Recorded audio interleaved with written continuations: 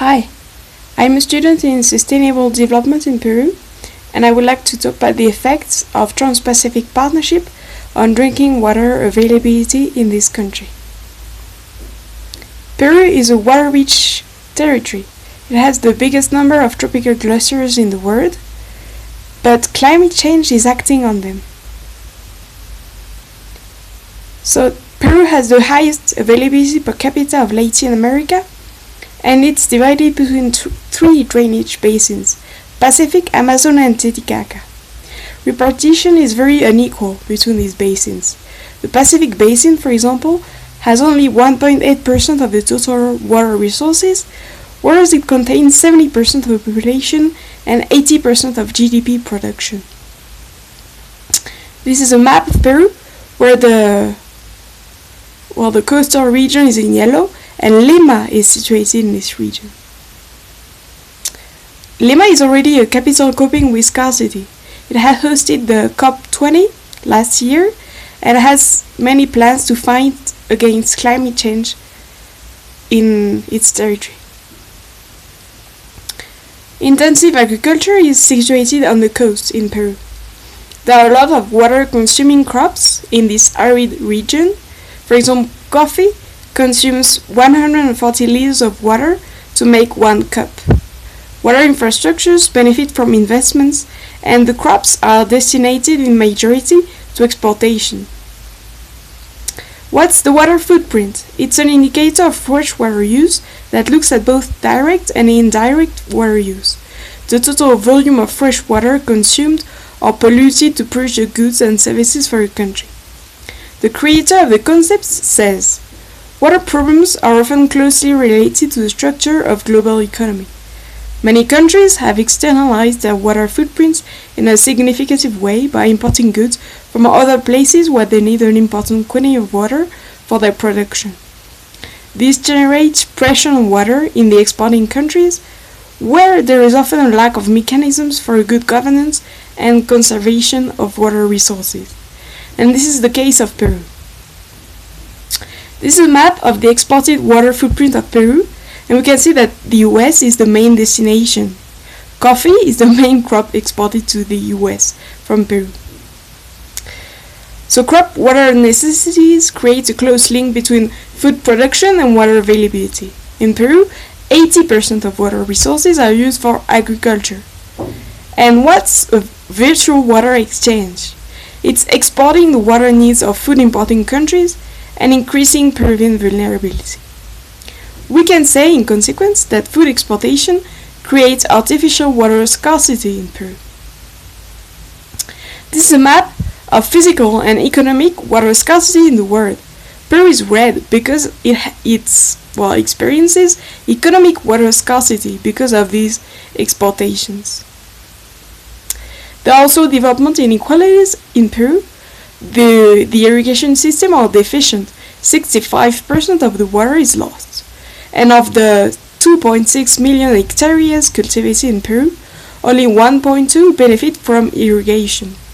And these are the ones destined to exportation. So we can say that transfer of technology is not made by foreign companies. Agriculture is a vital resource for Peruvian economy. It's the job of 30% of the population, 13% of the GDP, and 10% of the exportations. The ministry has a lot of plans to improve the irrigation systems, and the World Bank makes recommendations to strengthen the role of the states in the sector of irrigation so as to control private investment. So it points to weakness of the state as for regulations, and that will be problematic in case of TPP. Water stress predictions are very serious for Peru. It's planned to decrease, water stress will increase within the next 20 years, and supply will decrease radically between 2030 and 2050. On this map, Peru is yellow as some African countries. Rice is a Peruvian staple. It's a water-consuming crop, but it's also the cheapest food available in Peru, in markets, for example. makes for a consumption of 48.7 kilos per person and per year. That comes from Chinese immigration in the 19th century.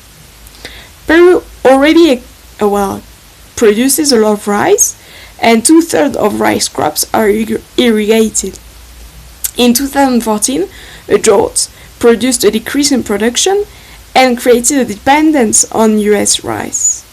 Food Agriculture Organization estimates that the production will increase in the following years and will increase agricultural water consumption. What about the water industry? In this country, it's dominated at 90% by Corporation José Lindley and Ageper, that is a Spanish company. Corporation José Lindley is a Peruvian company. It makes the national drink called Inca Cola. But this drink is distributed by Coca-Cola company, and Coca-Cola owns 49% of the shares.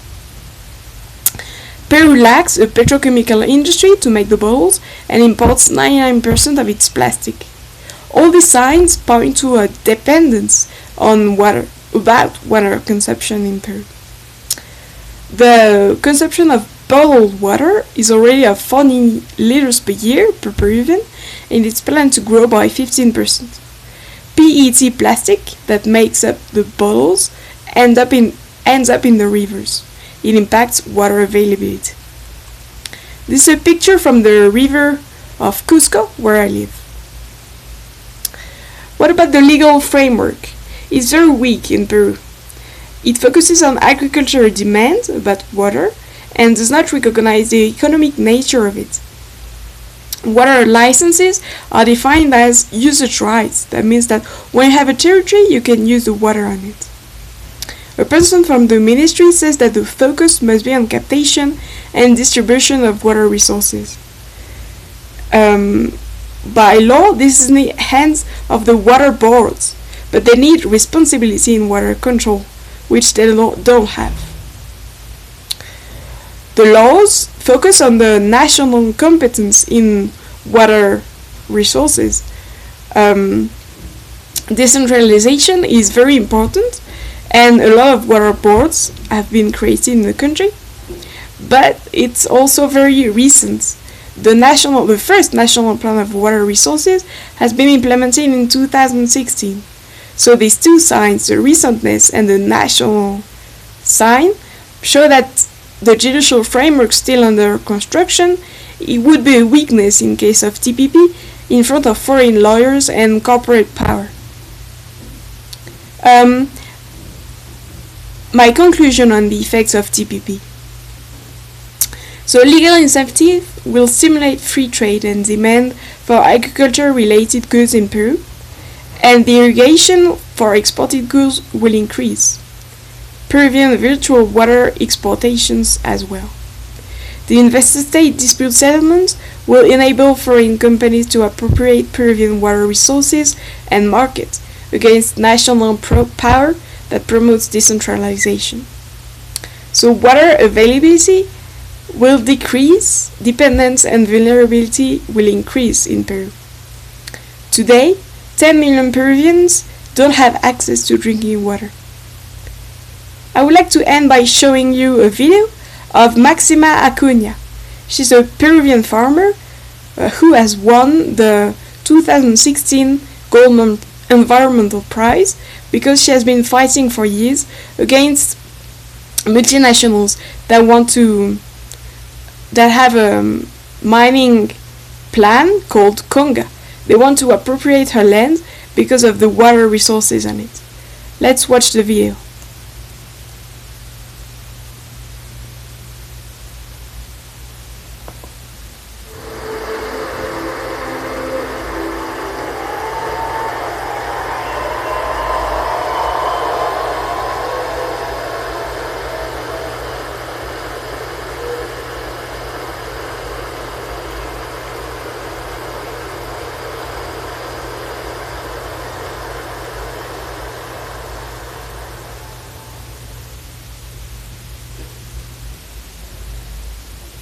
Yo soy una jalqueñita, yo soy una jalqueñita, que vivo en las cordilleras, que vivo en las cordilleras, pasteando mis ovejas, pasteando mis ovejas, en neblina y aguacero, en neblina y aguacero.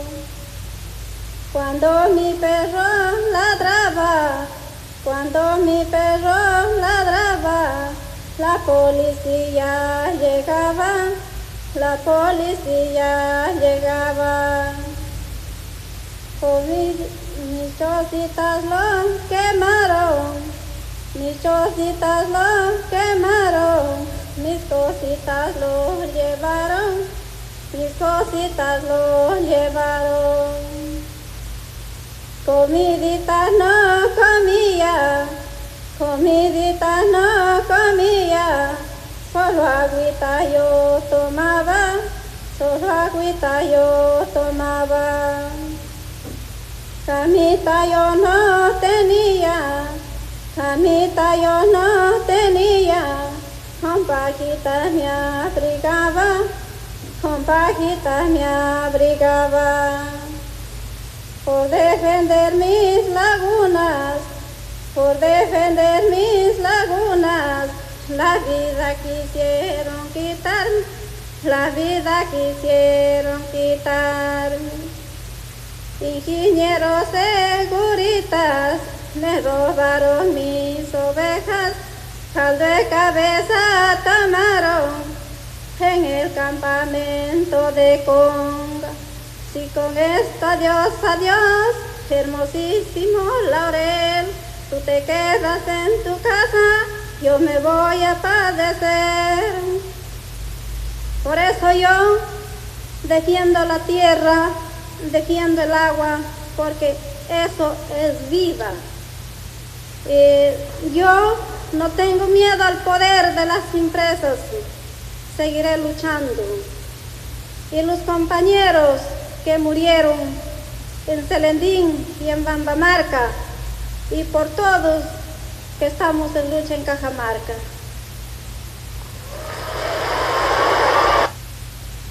So this is the end of my presentation. The mining project is called COHA. Thank you for your attention. I will be ready to answer your questions.